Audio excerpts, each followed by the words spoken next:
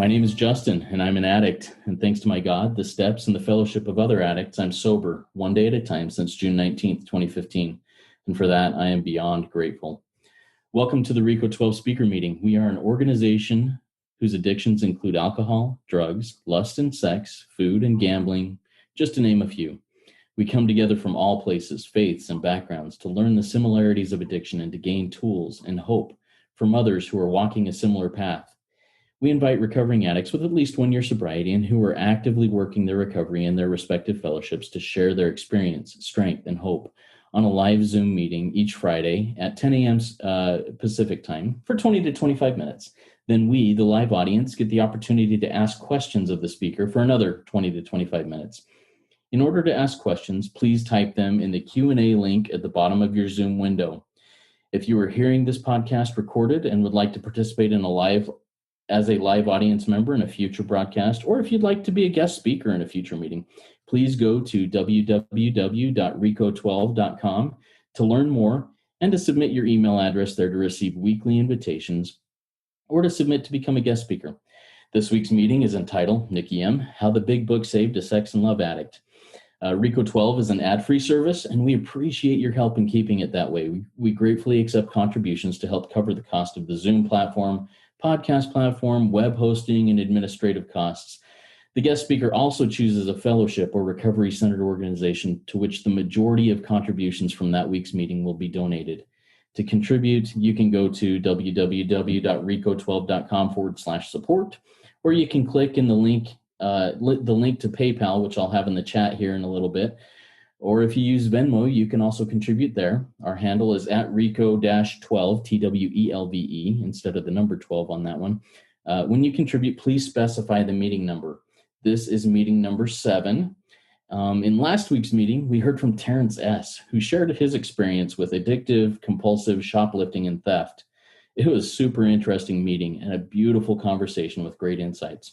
If you missed hearing that one or any other meeting we have done, you can listen to them in podcast form by searching for RECO12, the number 12, speaker meeting podcast on virtually any podcast platform that you use.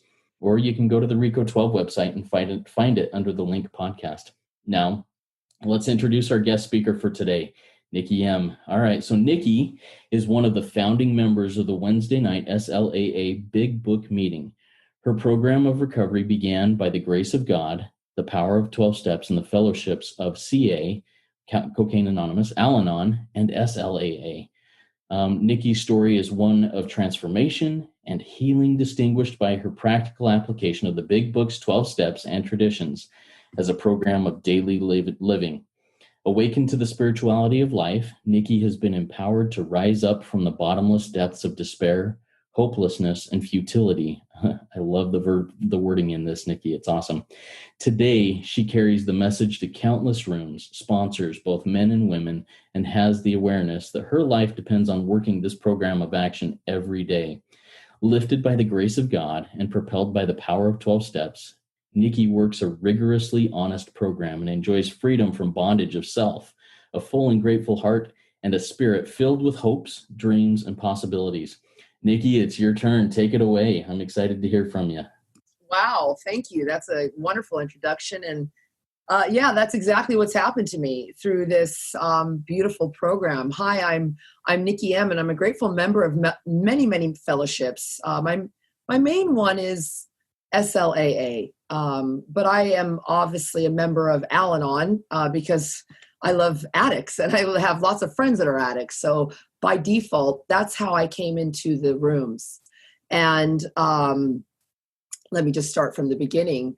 I found the rooms of Al-Anon because I was spinning out of control.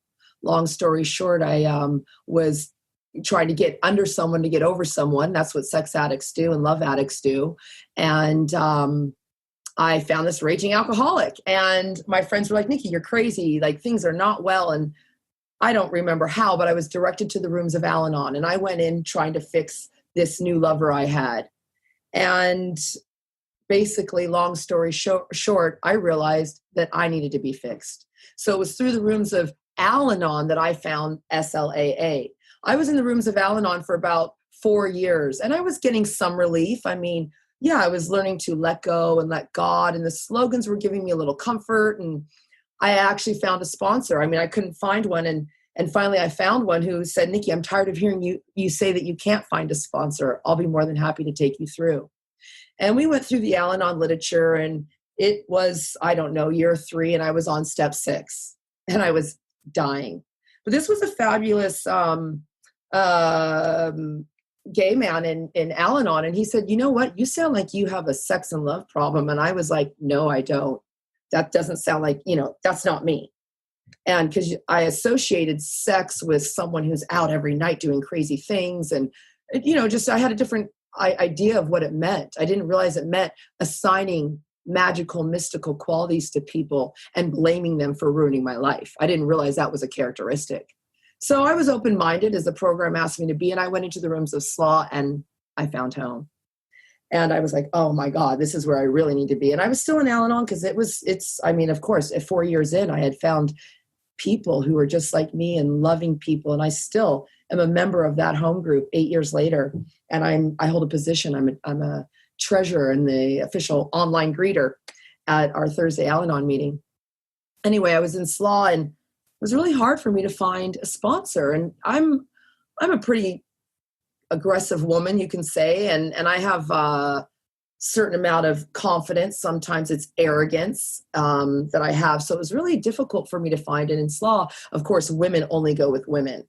And I was having trouble finding someone who had what I wanted, because a lot of the meetings that I was going to was filled with self-pity. These were therapy sessions. They weren't solution-focused, spreading the message meetings. They were helpful, but they weren't getting me better.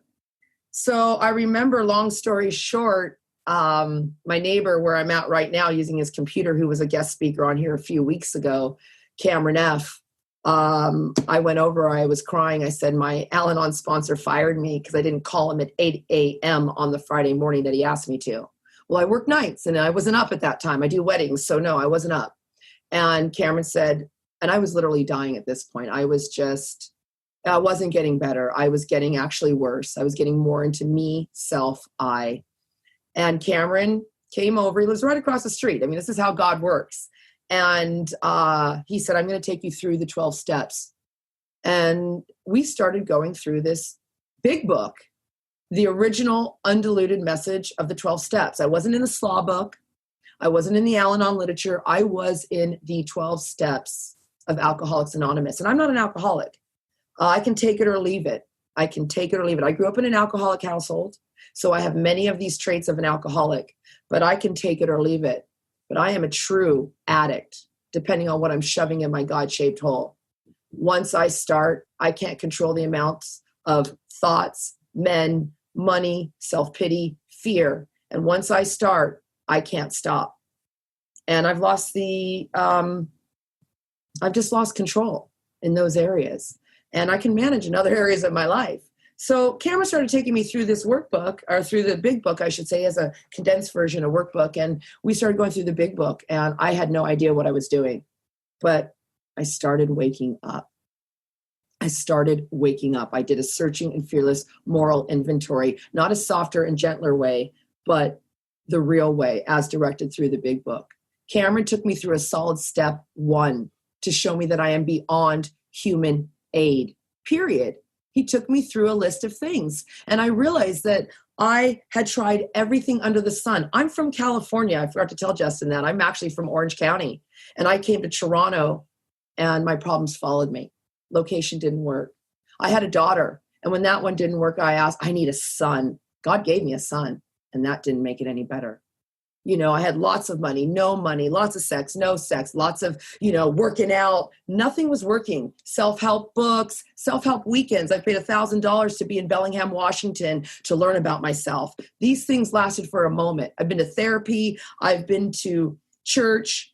You name it, nothing was working. I was in the meetings for 4 years, and I was dying in the rooms of SLAA and Al-Anon. And I love these fellowships. I don't want it to be taken as negative, but I was getting a watered down version. I was in a room where people were not sharing the solution. They were sharing the problem. They were sharing their experience, but not their strength and not their hope. There were a handful of people that I got this from. in Al-Anon, they were usually double winners who actually knew the big book through AA. And I also heard a couple things from a few people in SLAA who were double winners and other things and knew the big book. And I started waking up to this. And so I realized I'm beyond human aid. I am beyond human aid. And I'd lost everything. And Cameron and I don't share, my sponsor, Cameron, at the time, we didn't share the same addiction. He's an alcoholic, bourbon slamming, dope fiend. You know, I'm a male snorting, sometimes I snort humans, including my children, feelings and emotions and thoughts addict. But we suffered the same and we lost the same things. He had tried everything under the human sun like I had to get better. And he had lost all the same things that I had lost. And so powerful step one. Then a step two, of course, I'm without hope.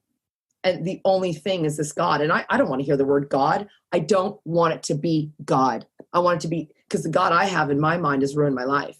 I don't want it to be. But through this process, I start waking up and realize that God means love and tolerance and kindness and acceptance and helpfulness and honesty and responsible.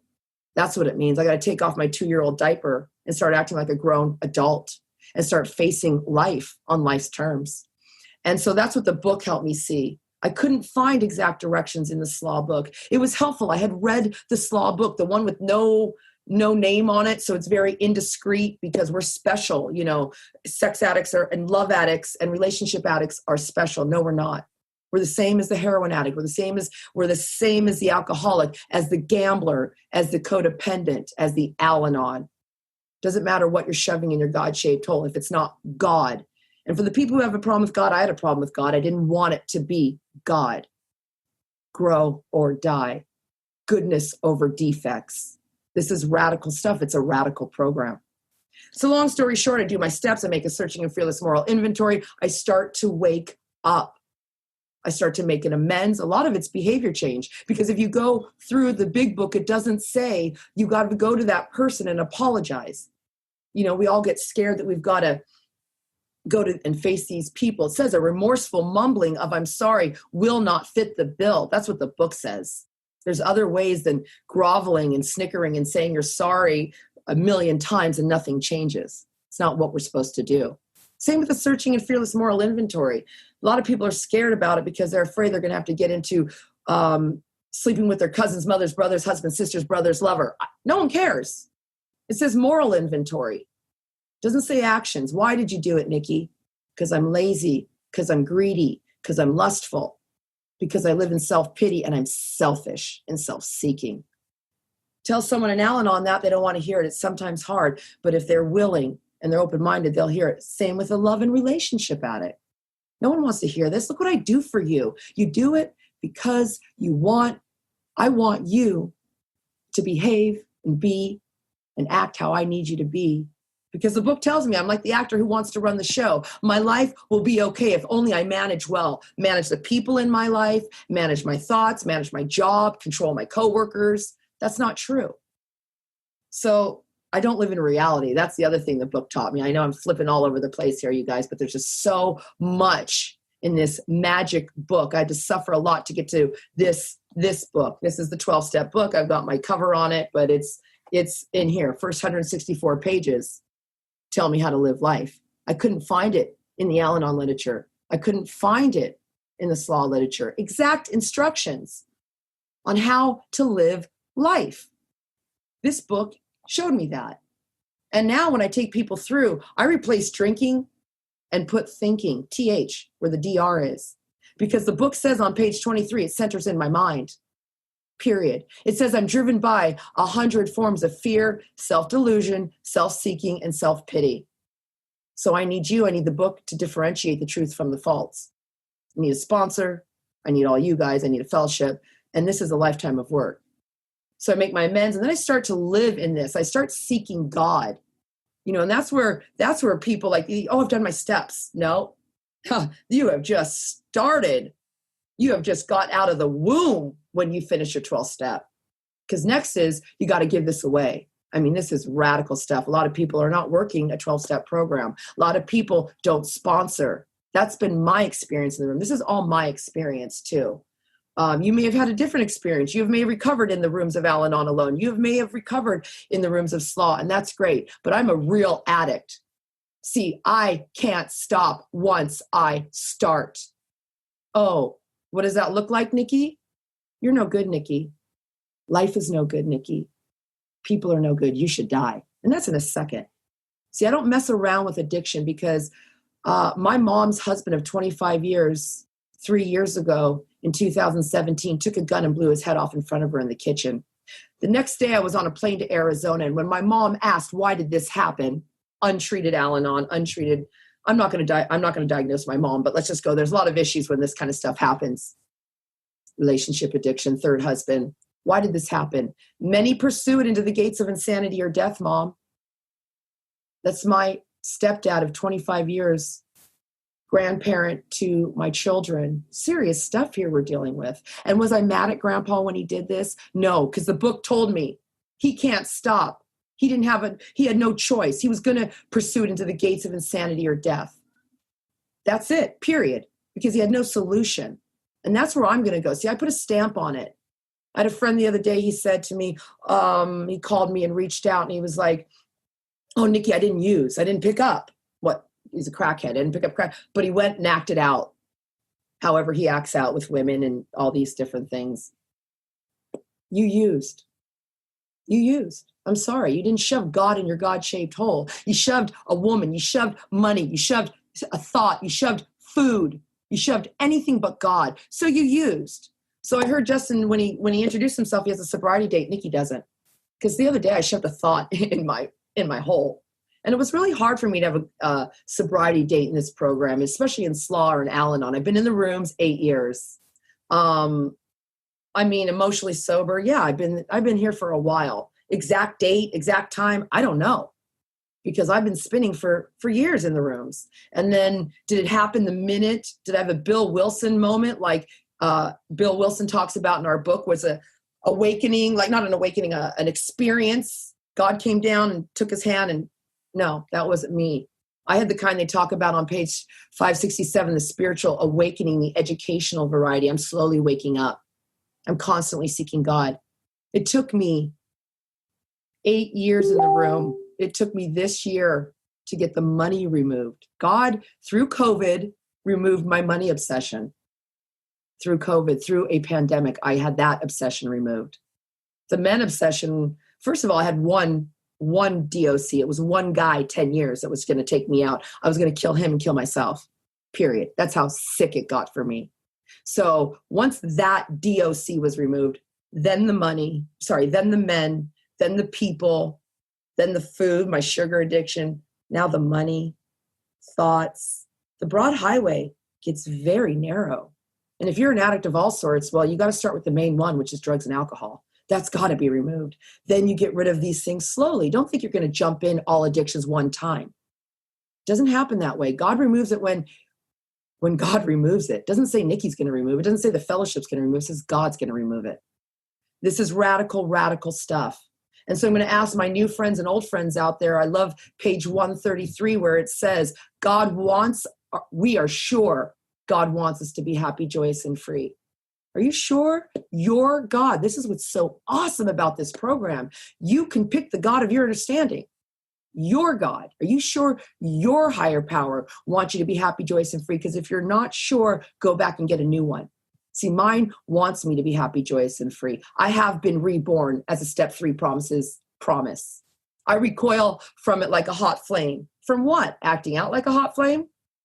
I recoil from pity, self-pity, fear like a hot flame. Because the book says, if I'm going to live free, I must live free of anger. The grouch and the brainstorm are not for me, is what the book says. So I don't take it. The book on page 86 says, I must not drift off. I can't. And when I do, I know how to get back. These instructions on this book. So friends, if you feel like you're not an alcoholic, fine. Replace drinking with thinking. Replace it with acting out. Replace it with food. Replace it with scrolling. See, I was scrolling my life away on all these social media shits. I can't do it. During COVID, I thought, oh, Nikki, You can put Instagram back on so you can see all your friends and family in California. And, but no, I can't. God created miracles in my life. And I met a fabulous man 2 years ago. Guess where he lives? In Luxembourg. We met in Cuba on a vacation. He lives in Luxembourg. I spent the whole month of January 2020 at his house in Europe. I came back and I was supposed to be there March. These are the miracles of God. March, May. Guess what? We were in COVID. I can't go. And guess what? That's God's plan. That's God's plan. There's nothing I can do about it. Page 417. And acceptance is the answer to all my problems. When I am disturbed, it's because I cannot accept something, some person, some situation exactly the way it's supposed to be. So there's just, an instruction book for life we had to suffer real hard. See, I wanted to die. And my sickness wanted me to kill this innocent man in the process because he wouldn't have me. And then when he wouldn't have me, I had to get under someone to get over someone. It was a vicious cycle. And I had it all. House, healthy, happy kids, pocket dog, unionized job. Not enough. I didn't have God. I didn't have this power greater than myself. So friends, what I have to do, I'm like my old cell phone here that I was telling Justin about. It's old. I need to plug it in every hour because my phone's blowing up because I sponsor, because I started a meeting, because I was up at 8 a.m. sponsoring in Singapore. I'm in Toronto. It's 8 p.m. there, but I got up early so this woman can be saved. I sponsor men because you're all God's children, because God's removed that obsession. I see men as God's children, not men as objects and things. So this is real radical stuff. And if I sound radical, yeah, because God also, that year of 2017 gave me 2 more consecutive suicides. My girlfriend's son laid in front of a train, and my girlfriend from the 4th grade, alcohol and drugs. Yeah, a lot of multi-addiction, cross-addicted, but 9 weeks after her boyfriend left her, she killed herself. So I don't mess around. I'd swear on here and get real crazy, but I won't, because I know I want to invite everyone into loving each other and to doing this work. This is a lifetime commitment. This is not for the faint of heart. As I shared with a girl on my chat this morning, I created this girl's WhatsApp chat for suffering addicts, and she's going through withdrawal. And I said to her, yeah, you're going to feel like you're dying, but it's that withdrawal pain is better than the dying of the drugs, the alcohol, the men, the money, the food. Go through it and we'll get through it together. You're not alone. The words in the book say wholeheartedly. They say earnestly. They say we throw ourselves harder into helping others. These are radical words. Vigorously. This is not for the faint of heart. If you're not ready to make a decision to turn your life to a power greater than yourself, then I'm sorry, go out and suffer more. Because I had to. And it took me 8 years to get to this. But my new title, servant. Sometimes I do it better than others on certain days. Sometimes I'm not the greatest. But I know how to get back. I know how to make an amends. I know how to call someone, reach out, differentiate the true from the false. Because I'm driven by 400 forms of weirdness. Page 62. Quit playing God. It doesn't work. I trust God. So while my 16-year-old son's running amok, guess what? God's got this. See, I'm saving his children. God's going to save my children. I believe this wholeheartedly. I trust God. I clean house and I help others. That's the point of this program. So I don't know how much more I should go on, Justin, how long I've been talking. I could talk forever. See, this magic book is endless. Yeah, why don't we give it another 3 or 4 minutes and then we'll wrap it up and go over to Q&A. Okay, fabulous. So how will I wrap it up? I'm going to wrap it up with this. Long story short, friends, get a home group and get into a meeting that shares a solution. You mentioned CA. Why am I in the rooms of Cocaine Anonymous when I don't snort cocaine or heroin or crystal meth? I mean, I've tried some drugs and blah, blah, blah. It just doesn't do it for me. Once you snort a human, forget about it. But I'm in the rooms of Cocaine Anonymous, the open meetings that allow me to come in. And actually, I've actually been asked to speak as a speaker in these rooms. And I've sponsored a lot of women in there because they put down alcohol and drugs and they pick up men, money, gambling, thoughts, food, cutting, scrolling, you name it. So long story short, get into the rooms that have healthy big book messages. Start a big book meeting if you want. Get a sponsor who's armed with the facts. A sponsor is not to hear your problems. Yeah, they listen, but I don't give much time for that. What does the book say when you're spinning? I'm sorry, you drifted off. That's what the book says. Did you wake up this morning and ask God to divorce you from self-pity? Because if you didn't, get back to the book. People in here 20 years sober, and I don't want what they have because they don't follow the instructions of the book. They're not happy, joyous, and free. And that's what the book promises. So get to healthy meetings. Get a sponsor who is armed with the facts about themselves, who knows they're beyond human aid, who knows the undiluted message of the big book, not their message. What is the message? What is the reality? Not their reality, the reality. Because we're just sick people helping sick people. I mean, that's what we're doing. And the other thing is sponsor. If you are not sponsoring, well, you're missing the magic. I've literally, like Cameron told me, he goes, Nikki, go out and create your own 100. And I did. And so a sponsee of mine started a Monday night women's codependency big book meeting, because go to a coda room. I know a lot of women who go there and they suffer because they're not in the solution. I mean, it's just bottom line. This is my truth. And I hope you disagree. I want to hear from you. I mean, Justin's going to post our SLAA Toronto Wednesday night big book meeting. And I'm available. You'll find me somewhere. And I want to hear if you disagree or you agree. I mean, I want us all to get better. Because guess what? No two DNAs are the same. No two programs are the same. What Justin does is what is different from me, but we're at the same place. We're helping others. We're trusting God. And we're cleaning house, period. So sponsor, that's where the magic happens. I usually, what my week looks like now in COVID, I'm a full-time sponsor, period. I remember in 2019, I had said, God, I just want to sponsor full-time. Here I am. Careful what you wish for, you just might get it. See, God will do for us what we cannot do for ourselves. So I'm just a full-time sponsor serving God's people, and I'm really happy to be here to share the message, Justin. Thank you so much. Holy crap. That was awesome. That was great, Nikki. I really appreciate the energy. I love the energy and story that you have there. And I love how you emphasize the message of being solution-focused and not problem-focused or therapy-focused. That's really powerful.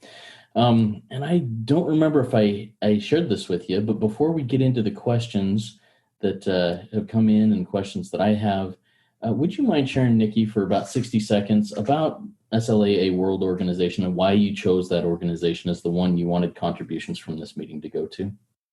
Yeah, really quickly. I love SLAA. I mean, I just love it. And SLAA is where I got my where I initially really started waking up to what my real problem was. And why I picked that organization is because we are a smaller fellowship and we do need your contributions, your time, and your support.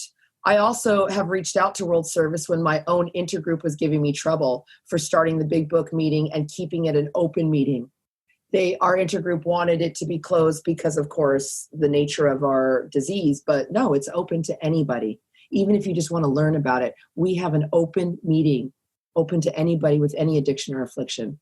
And so I want to support that. So our intergroup will know that each group is autonomous and each group can decide as long as it's for the greater good. And we have actually been helping SLAA, not hurting it by having an open meeting. We've actually been able to bring in more people by it being open. So I just want to support this. And I did reach out to World during that, and they were helpful. And so that's why I want to make sure that this organization keeps growing, that we can support this fellowship, because it is a powerful fellowship. Because I'll tell you, at the base root of all addictions, my experience has been people.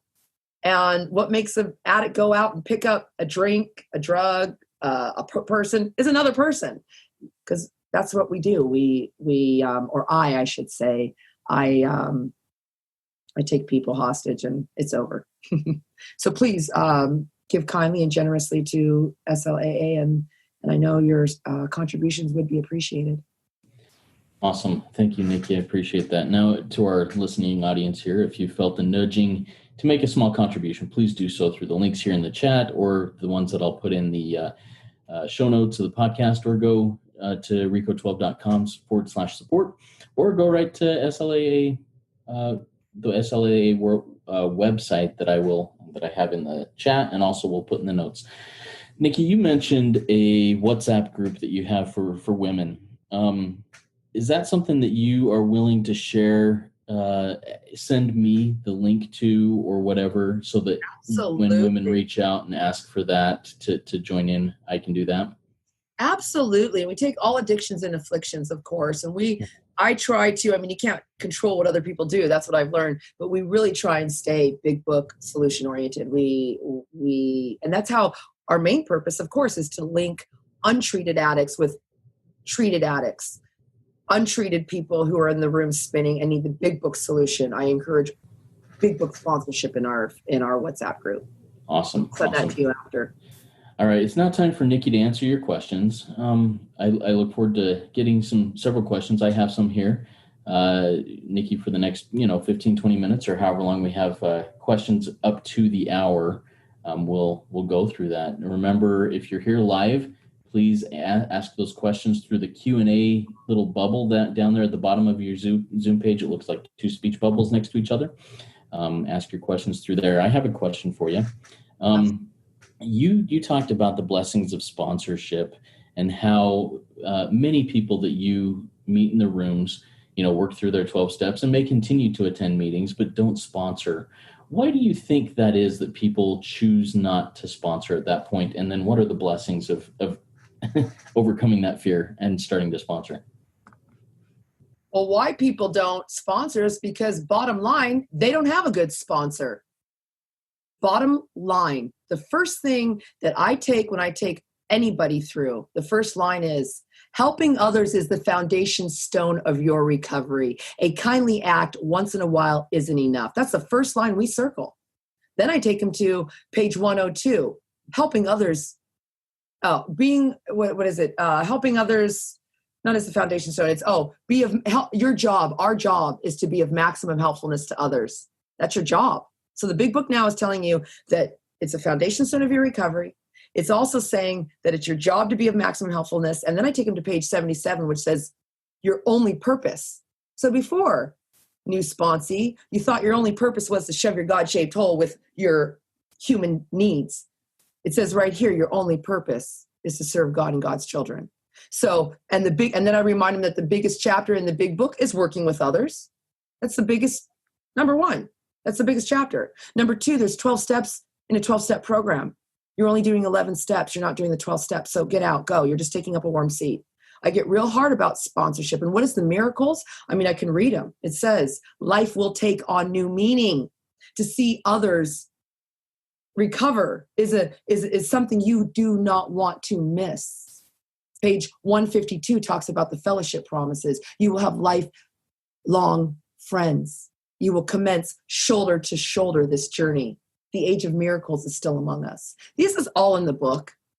I can't make this up. I'm not, that's a divine intervention, this book. So sponsorship is where it's at. And if you're not sponsoring, you're dying, period. And sponsorship, sometimes, I have to be fair, Justin, it is one-on-one taking someone through the book, but a lot of the time it's helpful. I have a friend in program. She does not take anyone through the book, but she's one of the founding members of our group. She sends people to me, and she's out there networking, and she's out there getting people, bringing them in. She is basically the bread and butter of our group, but she doesn't necessarily take someone through. We kind of have like a team going here. She brings people in, and I got them lined up waiting. Awesome. And I've also experienced that, where giving back, working my step 12, sponsoring others, and this platform right here is one way I work my step 12, giving back.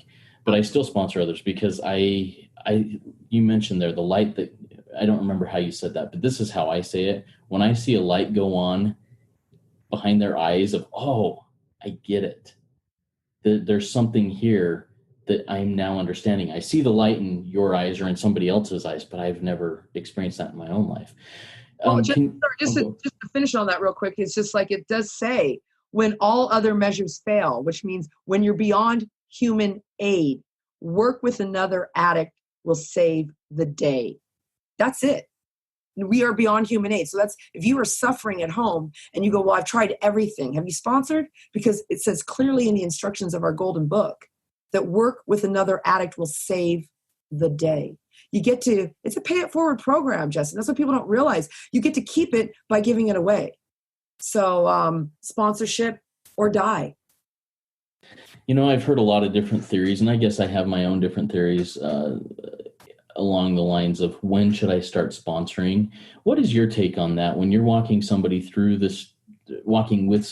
steps, when do you say, hey, go pick somebody up and start sponsoring them? The minute usually it's step 11, I'm like, you're ready to sponsor step 12. But like, yeah, because remember, it's 1 through 9 really that you just keep repeating over and over. And then 10, 11, 12, you're just maintaining this lifestyle every day. So if you've done step 11 with me and by step 12, you're not ready to like put that pen down and you don't have someone lined up, usually I have someone lined up for them. I mean, this is how busy God is sending people so I can give them to my sponsees too. And guess what? Through this, like I had a sponsee in LA recently, she lit up on fire. I haven't heard from her since she put her step 12 pen down because she's got sponsees galore. Nikki, I can't call you. I got a sponsee. Nikki, she doesn't need me because God's her sponsor. She's following the instructions of the book and she's giving it away. She's on fire. It sounds like, well, you're definitely on fire. It sounds like you inspire fire in other people too, and I admire that. You're inspiring fire in me right now, and I appreciate that. What are some other tricks of the trade? I mean, I know you follow through with the big book and the program that is there. What are some of the magic tricks that you have found to help others go, oh, I get it? Well, definitely there's a line in our book that says, see where religious people are right, make use of what they offer.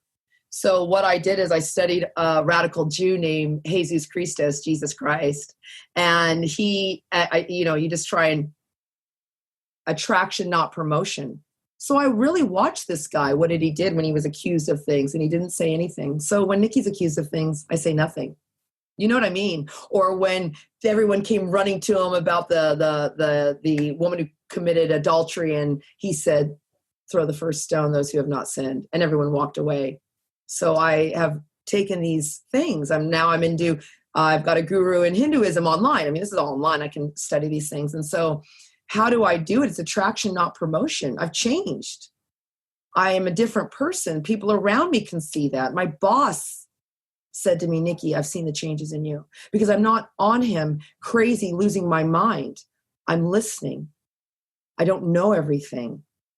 I'm quiet. So that's how I encourage people. And I also share my experience, strength, and hope with those who are suffering. I have a 28-year-old daughter, and I know a lot of young girls who are dying in their addiction from people, from men, scrolling, all these things. And I just tell them my experience and say, when you're ready, here it is. They're not ready, but they're open to it. And how my daughter's changed, Justin, is I've shared all of this with her. I mean, she's listened in on my speaking sometimes. And when I tell her that when I share that I chose a man over my children, her reaction is, I'm so proud of you, Mom. You've changed. So she can see the change in me. So it's really attraction, not promotion. When you start living your life like this is a lifestyle. You can't go back to your old lifestyle, friends. You just can't, period.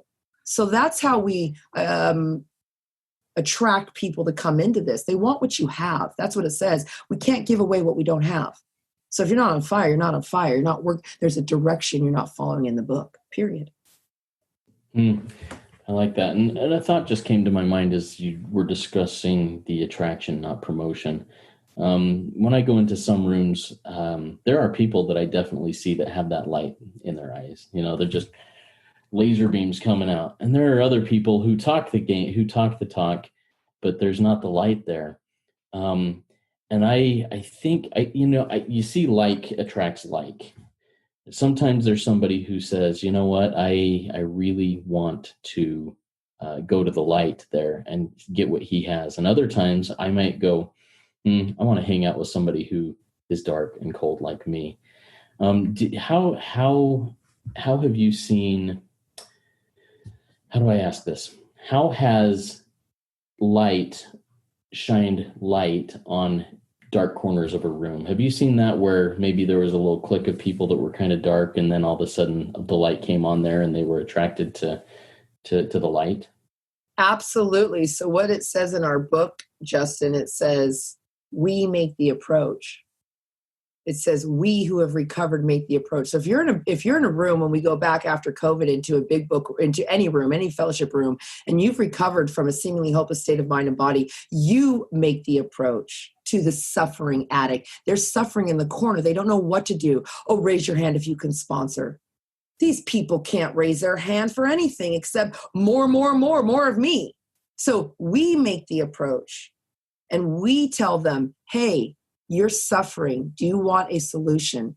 You armed with the facts, you go over to them. Even on Zoom, when you see someone crying or whining about their problem, private message them. Say, do you want a solution? The book clearly says we make the approach. We don't raise our hand and wait for a suffering addict to come to us. They don't know how. So again, people are not following the instructions. We're the light. We move to the darkness. So when you're sitting in a Zoom meeting, which, most of the meetings are today because of COVID, and you see somebody that's just suffering, you make that approach, maybe private message them in Zoom and say, hey, do you want the solution? How do you word that? Absolutely. I heard you're suffering. Like, there is a solution. You don't need to. Plus, I'll be honest, Justin, I am on fire because I do this work. I mean, I sponsor every single day. It's just God's put that on me. So when my message and I'm sharing at a meeting and my face is in the camera and I look and I say, I'm not leaving here without a sponsee, message me. They're going to message me. So that's come from the power of God. Of course, this is all the power of my creator that I have this energy, because I was a woman who was lying in her bed wanting to die 4 years ago. So I don't know, I don't know how I followed the exact instructions, but really what you do is when you're on a Zoom meeting and you're armed with the facts, you message that person and you say, here's my number. And when they call and they want to talk and I had someone call recently and said, well, don't you want to hear my story? No, I don't. Let's get to the steps. She's already on step 4. And I didn't have to hear her story. And I said, do you see that? Instead of talking for 2 hours about your problem, we finished step 1. Period. And we didn't have to talk about your problem. You're in the solution. So when do you share your story? Because I know a big part of the big book with Bill W. and Dr. Bob, when they went out into the hospitals, the clinics, I can't remember what it's called in the big book, to share the message, they went and told their story. They didn't ask them to tell. So when do you tell your story in those situations? Usually right away. And because I was armed with the facts about myself, I can go right down the checklist of things. It's like, have you tried willpower? Did that work for you? No, it didn't work for me either. Did you try substitution strategies? Did you move? Because I moved too. Did you have a couple babies? Did you get a divorce? Did you shove a bunch of money in and thinking it would be better? Did you suffer incomprehensible demoralization? Because I did. Let me tell you how I woke up one morning. Okay, let me tell you, I went to bed that night. And I just 10 minutes of this. Do you have a good reason to stop? Can you? No. And after 10 minutes of this dialogue of going through all the human aids, have you exercised yourself to death thinking that a tight ass is going to make it better for you? Have you had interventions? Have you had a spiritual experience and thought you were fine for a year, and the next thing you know, you want to die the next year once he leaves, once she leaves, once the kids are out of the house and you don't know what to do with yourself because you've relied on them to make you feel better? Tell me. So look, I can share that with you in a few minutes. I see you shaking your head. Yeah, you've suffered the same as me. Nothing works. And what did you lose? Because I lost time, family, opportunities for a husband because I pushed them all away, children, friends, self-respect, money, opportunities, peace of mind, intelligence, family time. Did you lose those things? Did you lose emotional security, responsibility to yourself and to others? So basically you're admitting you're powerless, you're beyond human aid, and your life's unmanageable. You've lost everything. Let's go. Let's do this. Love that. Man, your energy is just infectious. I appreciate that, Nikki. Before we close up, do you have any closing words of wisdom that you want to share with us? Oh, what do I want to share? I want to say this to our friends. It came on me the other day in a deep meditation, and it was like, Nikki, you've always gotten what you've wanted. It may be bad. You wanted him, and you got him, and you suffered for 10 years. Okay? So I want my friends out there to get honest, get radically in the moment, because it says in our big book, may you find him now, which is here in this moment. Get honest, because it says we have to be radically honest, okay? Rigorously honest. If you really think about it, God's given you everything you want, your higher power, life. Like we're not, and maybe you've gotten things that you didn't think you needed, but in the end, it's really worked out. But what I've realized in that deep meditation is that God only has 3 answers for me. Yes, Nikki. Not now, Nikki. I've got something better for you, Nikki. There is no. And if there is ever been like a no, meaning not now, Nikki, it was for my betterment, but I can't see it. See, because I like to play God. I think I know better than God, because right up there at the top of my character defect list, Justin, is arrogance, because I think I know better than God. And I'm going to leave this with you guys on page 417. It says, know that page, babies, in our book, because it says, when I complain about me, or I complain about you or the world or anybody, I'm complaining about God's handiwork. I am saying that I know better than God. And my little note says here, Nikki, you're so effing arrogant to think you know better than God. I know nothing. God knows everything. So please, friends, remember, it's your own concept. Stay here. This is not an overnight matter. 8 years in the room, and God's just setting me free during a pandemic, like absolute freedom during a pandemic where I'm free. And so can you be. So that's what I want to leave you with. 3 answers. Yes, not now. I've got something better for you. Beautiful. Thanks again, Nikki. That was a great RECO12 weekly speaker meeting for all addicts and those wanting to learn about addiction and the recovery therefrom. If we didn't get to your question or you didn't have a chance to type it in, please go to RECO12.com/forum and join in our community and ask those questions and answer others' questions that will come up. I invite the audience to come back next week. If you have not yet gone to RECO12.com and submitted your email address, you only need to do it once. Please get on the invitation list so you can join us live each Friday at 10 o'clock a.m. Pacific time for these amazing meetings. Now I'm just doing a little post-recording editing. Before Nikki and I started officially recording in this, we had a really cool short conversation that I think would be very beneficial to add on to the end of this podcast recording for many of you to hear and get some more information about her and her journey and just who she is and what she is. Just amazing. And then we'll go and close it up with the Step 7 prayer that we'll get to after this. Have a quick conversation here. How's your day been? And that'll help me get some sound check. Actually, what happened, Justin, before I came on here, I was doing my friend does a podcast, 12-Step, and he asked me to come on and talk about how to be helpful in a general way. But of course, I related it back to 12-Step because that's my life. Right. So that gave me 20 minutes of warming up because he asked 4 questions. How can you be helpful to your clients, to like your workplace, to your family, and of course to strangers that you meet? And of course, none of us are strangers. When you're in 12-Step, we're all connected. We're all brothers and sisters. That's right. It's good stuff. Well, the sound sounds good. I think it'll record just great, and we'll be good. I've got you set up as a panelist, but you don't need to worry about anything. I'm not going to touch anything because I have this is all I have, my stupid phone. So long story short, Cameron was so generous to let me come over because when it's recorded, if someone called or something weird, I don't know. You know what I mean? So this is great. So how is it going right now? Are you guys getting a lot of followers on your thing, or what's happening? So, I mean, this will be the 7th meeting, I believe, and we're growing steadily each meeting. And, we're just doing it word of mouth. I'm doing 0 advertising at all. It's just, hey, when people run across us, they can elect to have their emails submitted so that I can send them invitations. And we're getting anywhere from, live 8 to 15 people in the live audiences, and then it's listened to a lot more times podcast form. Okay, fabulous. So you have our SLAA website, SLAAtoronto.org. Yep, I've got that link. That's awesome. And just because I would have posted it in my thing, but I thought I might be able to give a better message. The girls are sick of hearing me, but our meetings grow. Number 1, our SLAA meeting in Toronto because of Zoom. And then also I have a WhatsApp group with women from all over the world just that I started, and we've already got over 120 women on there. Oh, that's awesome.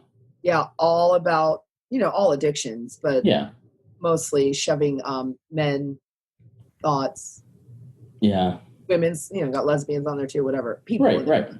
In their God-shaped holes. So maybe when it's recorded, I'll put it on there and they can just check it out. I did that with Cameron, of course, because most of my girls that I sponsor, how I take them through is through Cameron's workbook. Have you seen Cameron's workbook? I have. Yeah. So that's how I sponsor everybody. That's awesome. Through that workbook. And it's just, it's a lazy man's way, coal man's notes, but it's the best way to get in there and get started and get relief. So then you can eventually wake up and learn the whole entire book and live the lifetime of practice, right?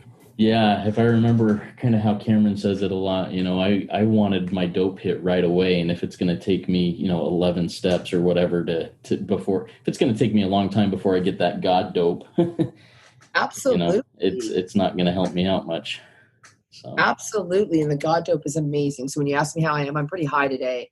Awesome. Off God dope, of course. On God dope, exactly. Justin, what's your main fellowship? So my main fellowship is SAL. Sexaholics Anonymous Lifeline. Oh, okay. I've never even heard of that. Yeah, it's a smaller one, based out of Utah, and it's mostly in the Western United States. But yeah, that's my main known fellowship. I found recovery in a church-specific based fellowship called Addiction Recovery Program in the Church of Jesus Christ of Latter-day Saints. Oh, yeah. Yeah. So, and that's where I first came into contact with the 12 steps, and I've attended some AA, some SA, some, and some different Zoom meetings, and it's been a huge blessing in my life to be able to do these things. So.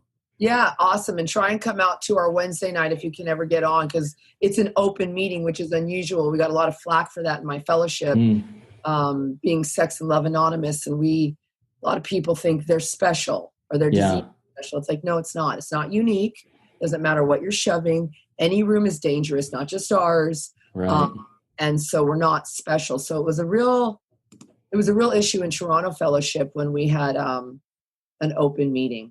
Yeah, and that's kind of what I'm doing here. This isn't a meeting; it's just a speaker meeting. But I'm trying to show that all addictions, the root of it is pretty much the same, no matter where we're coming from, no matter what our background, our addiction, our killing addiction, or whatever we may call it, our religious background, our geographic background, whatever it is, it all boils down to basically one thing. And that's what I'm trying to do here in these meetings. Well, I'm going to hit that home because I'm an all addictions girl. Awesome. And, I suffer the same as Cameron, and Cameron slams cocaine and bourbon, and I slam men and money and thought. Yeah. And we both lost the same things, and we both tried all the human aids, and so we were left with nothing. Awesome. Yeah. Awesome. I'm really excited about this, Nikki. I'm really excited about getting this going. Good. I hope so. It's funny you say that, because what I want to do, I'm trying to do is, I've been laid off during COVID, and so I'm a full-time sponsor. It's crazy. Like I was up yesterday 8 a.m. sponsoring a woman in Singapore because it was 8 p.m. her time. Right. And so long story short, I want to do exactly what you're doing, like a podcast or a web thing or a YouTube channel is really what I want. I'm like, because what happens is my forte that God's put on me is that I can take any addict through. I don't prefer to take alcoholics and drug addicts, but what I do is I get them when they're spinning. Because most of the time they're not happy, joyous, and free. They put down alcohol and drugs, and they're on page 52 being the dry drunk. Shoving anything in their God-shaped hole. Okay, this is where we started the meeting up, and now we'll go jump back to the end of the meeting, and we'll get into the Step 7 prayer that Nikki requested we do. Now, Nikki has asked that we do the 7th step prayer to launch us off into the rest of our day. Please join me now. My Creator, I am now willing that you should have all of me, good and bad. I pray that you now remove from me every single defect of character which stands in the way of my usefulness to you and my fellows. Grant me strength as I go out from here to do your bidding. Amen. Thank you, Justin. Awesome. Keep coming back, everybody. It works if you work it. So work it. You're worth it.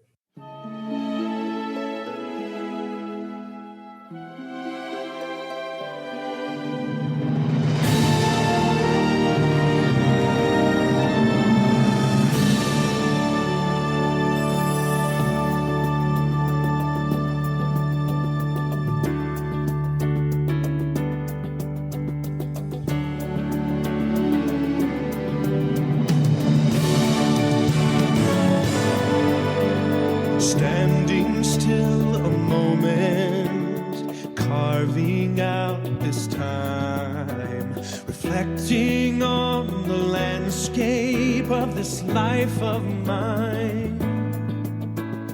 Peaks too high to conquer, streams too wide to cross, troughs too deep to walk through without incurring loss.